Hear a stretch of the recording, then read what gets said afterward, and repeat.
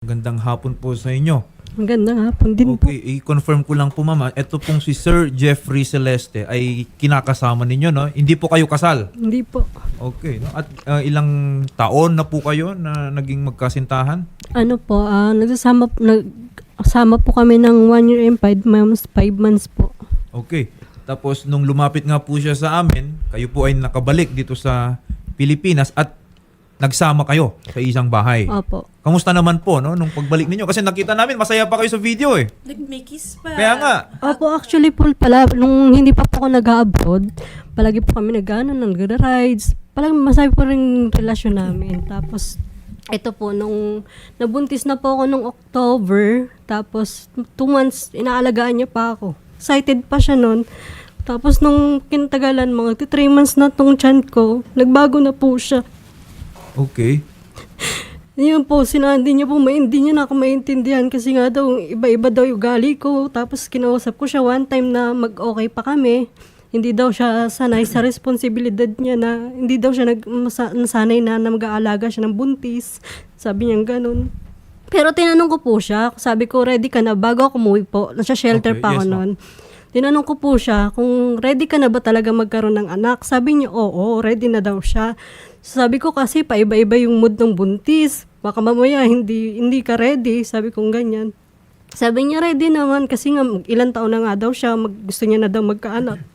Tapos to po, nung nag 3 months na po yung tiyan ko, lagi na po kami nag-aaway.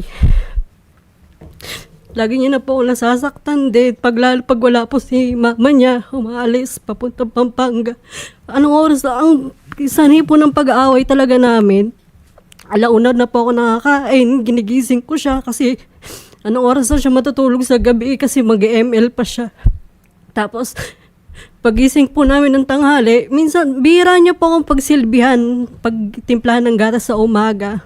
Okay. So nakikita niya siguro na yung pagbubuntis po ninyo. Siyempre, Shari, di ba pag ang isang babae ay buntis, may ibang pangangailangan. Okay? May mga cravings din yan. Usually, aside from the fact na kailangan extra care and attention ang binibigay sa kanila. So, baka hassle sa kanya yon. Siguro po kasi siguro nasanay po sa pagkabinata niya. First baby niya pa lang po kasi to. Okay. Di, pero sinabi naman niya na handa na siya. At eto naman yung pagbubuntis naman, kahit siguro naman wala kang karanasan. First time father ka, alam mo na may mga ganyang mangyayari. Ma'am, nabanggit niyo po kanina na on the 3rd month ng inyong pagbubuntis, nagsimula po yung pananakit sa inyo. Ano yun? Physical na agad or nagsimula sa mga verbal? Hindi po, yung mga pa lang po yun, yung mga hindi po magagandang salita, tapos nung katagalan po, sabi ko magpapacheck up ako. Tinatamad po siya. Siyempre, ako po, umiinit yung ulo ko kasi nga po, pagagalitan po ko ng nurse kasi anong oras na po ako nakakarating. Sabi ko sa kanya, inuobliga ko po siya na magpa-check up ka. Anong oras na po ako minsan po, hindi po kami nakakapagpa-check up talaga. Kasi gawa po ng busy po siya mag-ML buong maghapon. Sa gabi babiyahe, tapos mamaya, mga ilang oras lang po siya babiyahe, uuwi na rin po siya. Ganun po. Tapos minsan po yung pampacheck up ko galing pa sa mama niya. Wala po siya naipon. Ni isang gamit nga po ngayon. Nung bata, wala pa. 2 buwan na mga anak na ako. Ma'am, ano po yung pinagmula ng away po ninyo? Ano po yun? Alauna po ng tanghali, hindi pa po ako nakakain. Tapos po no, nakakain na po ako nun. Sabi ko, bakit naka-online ka sa Telegram? Mga bandang 4 na po yun. Sabi ko ganun, di ka pa ba nakontento sa akin? Kasi yun sa Telegram po na yun doon po. Bago po ako umalis ng abroad, nakita ko rin po siya na naka-online sa Telegram. Nagbubuk po siya ng walk po. Nang? Yung bayarin po na babae. Kaya nahataw niya ako ng kasi nahuli ko siya, naka-online na naman sa Telegram. Ang tagal-tagal na po nun, hindi po naka-install. Sabi ko, bakit nag-install ka na naman yan? Bakit naka-open ka, naka-online ka? Nung po, minute yung ulo ko, tapos hindi na po kami nagkaintindihan. Inaamba-ambahan niya na po ako, tapos inataw niya po ko ng upuan. Inamin ko naman po sa bawsi, pagkagabi nun, na hindi naman po masyadong natamaan, nailag ko naman po. Tapos nagkaayos po kami, sabi po ng bawsi talaga na ipakulong na nga lang daw po. Sabi ko hindi po kaya ipakulong kasi nga po mahal ko siya. Tapos yung nanay niya may respeto ako sa mama niya. Oo. Ma'am, pero ilang beses na pong nangyari yung pananakit po sa inyo? At least yung physical, ha? Kasi kanina may isang video kayong pinakita. Nakita naman natin lahat. Shari, talagang yung upuan hinataw sa inyo. Ilang beses po, ma'am? Isang beses lang po yun, sir. Tapos nung sinakal niya po ako nun. Wala po akong mapakita sa mama niya na ebidensya kasi alam ko naman po kahit naman pakita ko parang medyo alanganin po na ipagtanggol ako ng mama niya. Kahit ako po yung agrabyado. Tapos binato niya po ako dito ng mineral water kaya po ako nagkaroon ng pasanon. Yan isa, habang buntis ka na. Opo. 6 months na po yun. Diyan ko. Nagsumbong din po ako nun sa kapatid niyang babae. Yung nanay po niya, alam po tong mga ginagawa ng anak niya? Hindi po kasi sinabi po ng kapatid niyang babae po na si ate. Huwag ko daw sabihin kasi nga pag nalaman ni mama baka nervousin lang siya. Yung mama niya po. Okay, pero kasi hindi na rin nakakatulong, no? Ang isang tao naman, hindi lang naman mag-video eh. I think yung nangyari doon is dahil paulit-ulit na yan, yung pangyayari na yan, minarapat yan. At least, kung baka mamaya walang maniwala sa akin, Opo. di ba, ginawa niya, ini-record na lang niya. At yun, kuhang-kuha. Kailan po yung huling pag-uusap ninyo nitong si Sir Jeffrey? Actually po, umalis po ako sa bahay nila kasi paulit-ulit niya po ako pinapalayas kahit madaling araw. Isang beses po, natutulog ako dun sa likod ng bahay nila. Nasa sako po ako nun, nakahiga. Kasi paulit-ulit niya ako pinapalayas. Tapos po, Sabado ng gabi po, parang napuno na rin po ako. Naawa na talaga sa akin yung mga magulang ko. Yung po, umalis na po ako hanggang ngayon, hindi niyo po kinakausap. Magandang hapon po sa inyo, Sir Jeffrey Celeste. Magandang hapon Okay. po, sir. Narinig niyo naman Opo. yung binanggit ni Ma'am Beverly Kumon. Ano pong masasabi niyo doon, sir? May mga totoo po, pero may mga kasinungalingan po siya sinasabi. Alin doon sa mga sinabi po niya, yung inaamin po ninyo? Yung- Siyempre, siguro, yung pananakit, may video eh. Opo, aminado po ako, pero hindi ko po siya pinalo noon. Hindi po talaga pinalo sa kanya. Yung sa lababo ko po pinalo yung upuan na yon. Pero bakit po ninyo ginawa yun, sir? Grabe siya, sir. Punong-puno na ako eh. Kasi lahat ng gamit dun sa bahay ni mama, binato niya sa akin. Helmet, upuan, kutsilyo, lahat ng mahawakan niya, binabato niya, lalagyan ng tubig, lahat. Kaya yung mga gamit doon, nagkanda sira-sira na, sir. Pinagtatanggol ko siya kay mama. Anong nangyari dito sa gamit? Ay, ako natamaan ko lang yan, ma. Sabi niya, baka nag-away na naman kay ni Pia. Sabi niya, hindi. Hindi kami nag-away. Tapos, sasaksakin niya pa ako. Kutsilyo, tapos may lubid pa siya na ginawa doon, sir. Na magbibigti siya. Nandun pa sa bahay, hindi pa namin Sir, inalis. ganito, no? Una po sa lahat, nung huling nandito po kayo, kita naman natin sa video, parang masaya pa kayo. Opo. Okay? So, kasi sabi ni Ma'am Beverly, no? Yung nagsimula naman to nung nagbuntis siya, o di kayo, nung nahuli niya, doon sa mga, meron ka raw telegram, nakausap. Ay, hindi po, sir. Hindi pa po siya buntis. Ganyan na ugali niya. Yun po ang kasinungalingan na sinasabi niya. Nasa ibang bansa pa po siya, selosa na yan. Tapos lagi niya akong pinaghihinalaan. Tapos pag bumabiyahe ako, sasabihin niya sa akin na, Kasi nga po wala na po kong tiwala sa kanya bago po ako umalis ng ibang bansa. Nakita ko po siya bukas yung ng telegram niya. Nahuli kita nun eh. Bakit di mo sabihin? yun. Minado ako dun. Nawali mo ako, pero minado true nga, chat. tapos naulit na naman. True chat lang yun. Pero wala. True chat ka, ano kasakit sa akin yun? Ha? Bakit di ka- Buntis ako? Nahuli, asan yung ebidensya mong bagong buntis ka na nahuli mo ako? Wala ka namang ebidensya. Yung nasa ibang bansa ka, oo, nahuli mo ako. Kaya Pero wala na itong akong buntis- tiwala sa'yo eh. Okay lang, wala namang problema yun eh. Ikaw nga, nung nasa ibang bansa siya eh. May karelasyon ka sa ibang bansa. Nung nasa ibang bansa ka na tomboy. Si Ma'am, napaka-sensitive po, no, ng kanyang pagbubuntis 7 ngayon. Okay, 7 months na po siya. Yung condition po niya, alam naman po ninyo, sir, Opo. na pag ang babae nagbubuntis, dapat yan inaalagaan. Hindi na Inaalagaan ko dapat naman yan po yan. ginaganyan. Inaalagaan ko naman pa. Pag uwi ko galing ng biyahe, magtitimpla ko pa ng gatas yan eh. Dapat lang. Opo, Okay? yun nga po. Kaya at dapat mas mahaba pa Kahit yung pagod na pasensya pagod natin. po ako. Later on, baka naman, ngayon buntis pa lang siya, mamaya lalabas yung bata, mas matrabaho pa yan.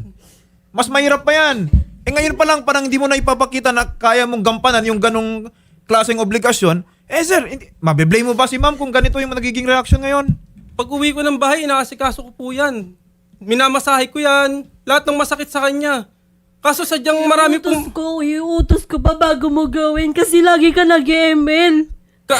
Lagi na lang pag sasabihin mo, masakit yung ganito mo, ganito. Tapos pag sinasabihan ka... Nakakakusa maghilot ng binti ko. Pag sinasabihan ka ni mama, huwag ka magsigarilyo, naninigarilyo ka, buntis ka. Ikaw mismo gumagawa sa sarili mo. Buntis ka. 2 beses lang Hindi yun. 2 beses lang. Sinungaling ka. Ikaw ang sinungaling. Ikaw ang sinungaling. Ay, ma'am. Paano di ako magaganon? Ganyan ka. Hindi mo ko inaalaga. Hindi mo ko Hindi binibigyan inaalaga? ng atensyon. Hindi binibigyan? Ma'am, Mas ano ka pa sa ML? Lahat binibigay ko sa'yo Buong maghapon lumikot yung oras mo sa ML. kahit wala na akong pera, binibigay ko sa'yo. Lahat Walang binibigay ko pera. sa'yo. Ilang araw ka na hindi nagpapakadala sa akin. Nandun ako sa kainta sa bahay ng kuya ko. Iniisip mo ba nakakain na ako? Kung Ha? paano, Ma'am, binalang kita ng pagkain doon ah. 1 beses! Ma'am, ito po. Nung galing ako sa ospital! Moving forward, no? Alam nyo, hindi pa nanganganak tong si Madam. Okay?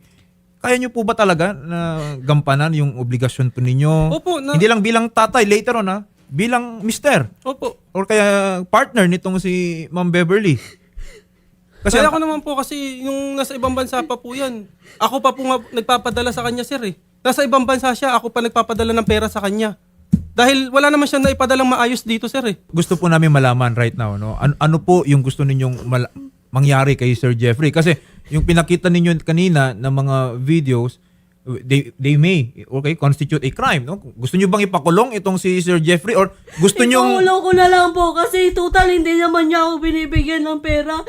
Para hindi niya iniisip po na kumain na ba ako? Inaasahan niya po kasi komportable po siya. Nandun ako nakatira sa bahay. nakakapagpa-check up ka ba? Kasi may monthly check Opo, up. ma'am. Opo. Sasamahan mo siya sa check up. Pilitan pa po yun. Minsan hindi po natutuloy. Galing pa po sa mama niya yung pera. Na Pero ate, ito Paano lang. ako makakaipon? Okay. May lutong ulam sa bahay, sir. Nagluto si mama. Mas gugustuhin niya kumain sa Jollibee. O tas gabi kakain sa Mang Inasal. Sasabihin niya ngayon wala akong ipon, dun pa lang. Tapos nagpapadala pa kami sa anak niya. Sa probinsya, araw-araw sir, 200. O, tas hahanapan mo kong ipon, ang laki ng sinakripisyo ko sa'yo, pati yung papel na motor ko, sinangla ko, makauwi ka lang. Obligasyon mo yun. O, Pinuntis mo ako eh. kaya nga, hindi, wala ka pa, nasa probinsya ka pa. O, lahat, ang dami kong ginawa para sa'yo. Una pa lang, naghiwalay tayo, nasa ibang bansa ka, naghiwalay tayo.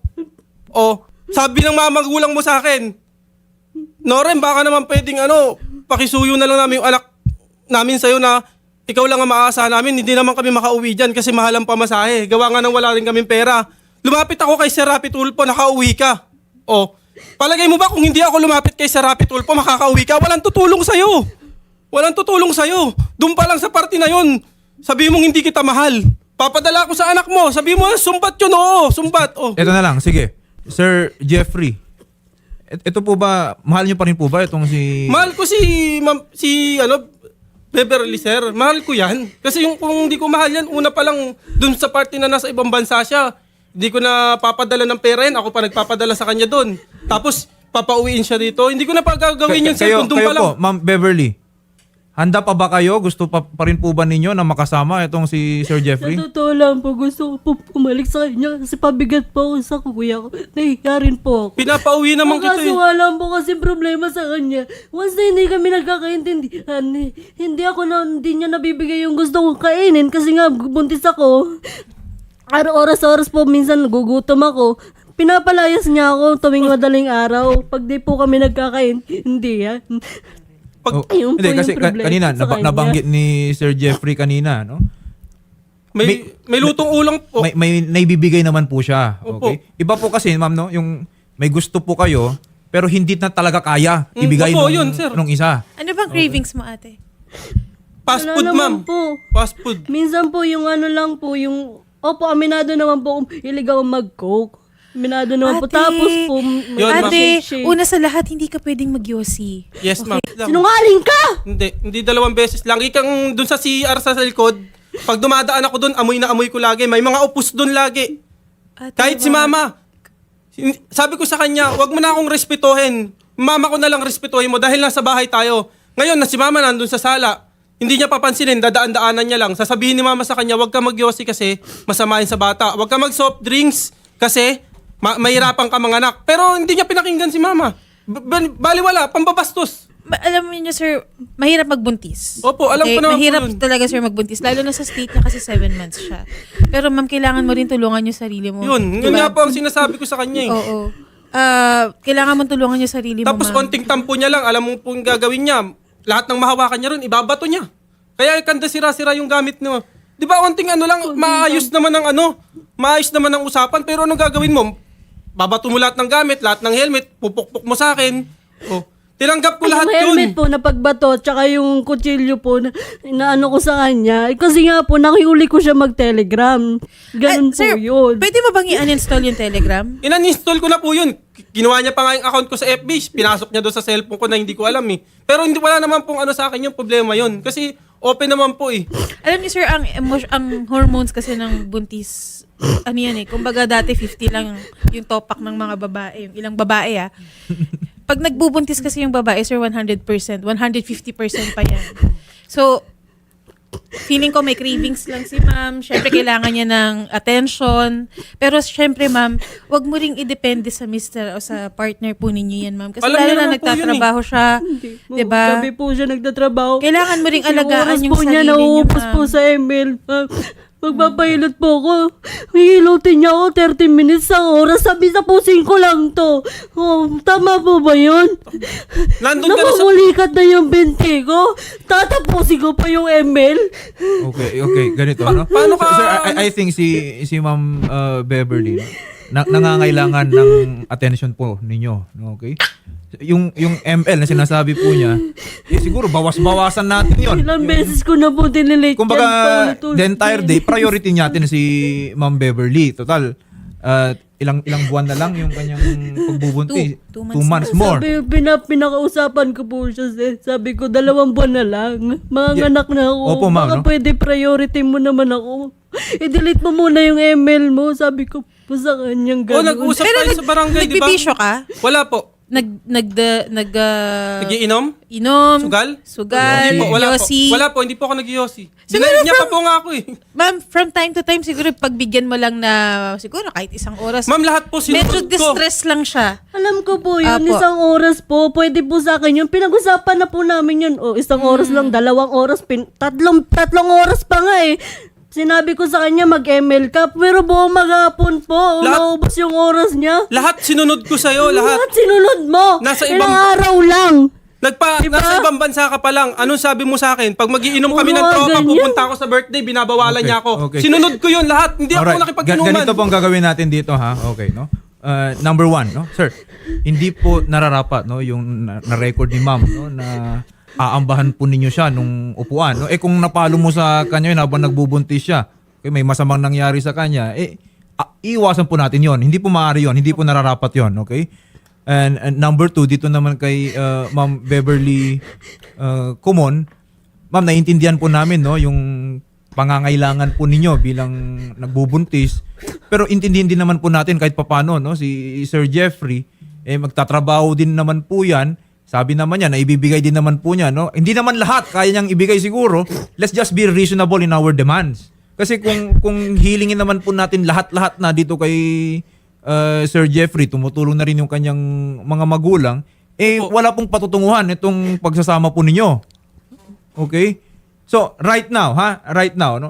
Sir, kung si Ma'am Beverly Kumon talagang porsigido na ipakulong kayo, yung recording po na yon ang magiging ebidensya po niya.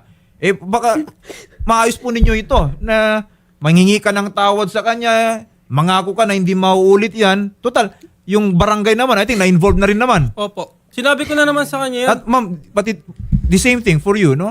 Hindi rin po nararapat din na hagisan po ninyo ng kutsilyo Opo. itong si Sir. Masaksakin niya pa po nga ako Okay. eh. Siyempre. Sinungaling ka, hinagis ko lang yun. Hinagis. Oh, ma'am, regardless, ha? Pati yung Baka paghagis tamaan. lang din po ng kutsilyo, Oo. hindi rin po nararapat din po yon. Okay? At kahit po buntis kayo, you are not justified in doing that. Hindi nyo po pwedeng irason na hinagis ko yun kasi buntis ako. Hindi po ganoon yon. Okay? Ikaw naman, sir, hindi nyo pwedeng hagisan kasi buntis siya. Okay? At hindi rin naman po natin pwedeng gawing rason every time yung pagbubuntis po ninyo. Okay? Kumbaga, balansehin po natin. May pangangailangan po kayo, sir, kailangan yung tulungan. Opo. Okay? Si sir, kailangan din natin pong intindihin. Para the next time, yan yung isipin po ninyo, no? Ano, wala. Lalabas pa lang yung bata, tingnan yung nangyayari sa inyo. Eh, paano pag lumabas yung bata na yan? Ganito ba ang pamilya na handa niyong ibigay sa kanya? Hindi, ang sinabi niya po doon sa barangay, pagka nakapanganak po siya, doon muna po siya sa amin hanggang makapanganak siya. Pag nakapanganak na daw po siya doon, sabi niya sa barangay, Yan yung po, iiwan yan niya po sa akin yung bata. paninindigan niya. Iiwan niya sa akin. Yan yung paninindigan Oh. niya. Ba't mo sasabihin yun, di ba? Gusto mo talaga na maayos sa pamilya. Hindi mo tatanggapin yun. Okay. Gawa lang din yun sa init Ilang ang beses- ulo ko. Chairman, magandang hapon po. No? I understand, dumaan na rin po si Ma'am Beverly at Jeffrey sa inyo pong tanggapan. And we have tried, no? And we have listened dito po sa kanilang mga hinaing sa bawat isa. Ang nakikita po natin dito, Chairman, na pwede po nating may tulong sa kanila, pagtagpuin sa inyong tanggapan at if necessary, they have to come up with a written agreement. Okay? Yes po, attorney. At gagawin din po natin ng paraan para maipaliwanag din sa kanila na parehas silang nagpa-violate. Although Magna Carta ang RA 9262, pero dapat within the family, lalo na tagbubuntis yung babae, gagawan po natin ng paraan kung maaayos pa po natin sila. Pero alam naman natin, limitado lang po ang Yes. kapangyarihan ng barangay na hindi pwede mag-ayos sa barangay. I-refer pa rin po namin yan sa Police Station 9. Yes po. Actually, nandito po si Police Lieutenant Loida Santa Maria, ang OIC ng District Women and Children and Concerns Section, QCPD, PNP. Magandang hapon po, Lieutenant. Magandang hapon, attorney, at sa milyon-milyon tagapaginig ng Wanted sa radyo. Attorney, narinig ko naman lahat yung Opo. yung kwento at yung video at yung payo nyo. At sa parte namin ng kapulisan bilang officer in charge ng District Women and Children Concern Section ng Quezon City Police District ay gagawan namin kung pupunta yung biktima at hindi sila makayos sa barangay ay i-assist namin kung ano magagawa namin na tulong kung idudulog na ni Miss Beverly Yes po. yung kanyang pagsasampa dito sa District Women and Children at maaari din na lumapit sa Women's Desk ng Anonas Police Station. At yun nga, tama yun, attorney, yung narinig natin yung side ng babae at yung lalaki. Opo. Oo. So kahapon naman, hanggang kagabi ay nakausap ko kanina umaga si Miss Beverly kung anong gusto niyang gawin at ang sabi niya ay magkikipag-settle daw muna dito sa kanyang live-in partner kasi siyempre sa nagbubuntis kailangan niya yung kanyang live-in partner at dapat ang babae, lalaki, ang mag-live-in o mag-partner ay talagang mag-give and take at si Miss Beverly ngayon ay kailangan niya ang aruga ng kanyang yung aruga ng kanyang live-in partner na sana maintindihan naman ni Sir Jeffrey yun. Opo. Oo. Tama po yun, no? Lieutenant. Kaya kami po ay nagpapasalamat dito sa assistance po na ibinahagi po ninyo dito kay Ma'am Beverly Kumon. At ganun na nga po, no? Magtatagpo po muli sila sa barangay kung ano po yung kahinatnan, kung ano mang agreement or kung wala man, baka po dumulog po muli sa inyo itong si Ma'am Beverly Kumon. Maraming salamat po muli. Lieutenant Loida po, Santa Tony. Maria. At 24 hours naman ng Women's Desk ng istasyon at ang Quezon City Police District. At magandang hapon sa inyo sa lahat po muli. Ma'am Beverly, sasamahan na lang po namin kayo sa office po nila Police Lieutenant Santa Maria and gayon din po kay La Chairman. Sir, mag-usap po muna kayo ng misis po ninyo ay ng partner po ninyo. Sir, baka gusto mo lapitan na yung partner mo, sir. Sige. Yan, lapitan mo na, no? Alalayan mo palabas Alalayan ng mo na. studio. Ayan. Thank you po. Ayos pa natin. Hindi naman kailangan tayo umabot sa ganito eh. Di ba nag-ayos na tayo sa barangay? Umuo ka na dun eh. Tapos pupunta ka pa rito. Palagi niyo po kasi pinapalaya sa madaling araw kaya pa pinapalunod po kasi ako. Ano pinapalayas? Ikaw ang kusang umalis. Isipin mo gabi aalis ka, buntis ka. Tapos ayaw mong pagsasabihan ka na nag-iossi ka, mag-soft drinks ka, tigilan mo yan. Para kanino ba yun? Tapos lagi mo sasabihin, isipin ko yung bata. Oh, di ba? lagi kong iniisip yung bata, ikaw, ginagawa mo, mag-iossi ka. Lagi ko naman pinapaalala sa yung mga bawal kahit si mama eh. Wag mo na ako respetuhin, yung mama ko na lang. Ayan. Sige, sir. O ate ha. Ate, pag nalaman ko na nag-yosi ka, magagalit talaga kami sa iyo, ma'am. Kaya, wag ka na mag-yosi, ma'am. Itigil mo na rin, ma'am, yung Nangako ka coke. na yun eh. Okay? Nangako ka na hindi ka mag-iossi. Opo. Sige na. Okay. Sige na. Ayan na. Naman, nag-kiss pa. Baka kulang sa lambing to si ma'am. Oo. Ikaw, ma'am, ha? Baka kulang ka lang talaga sa lambing.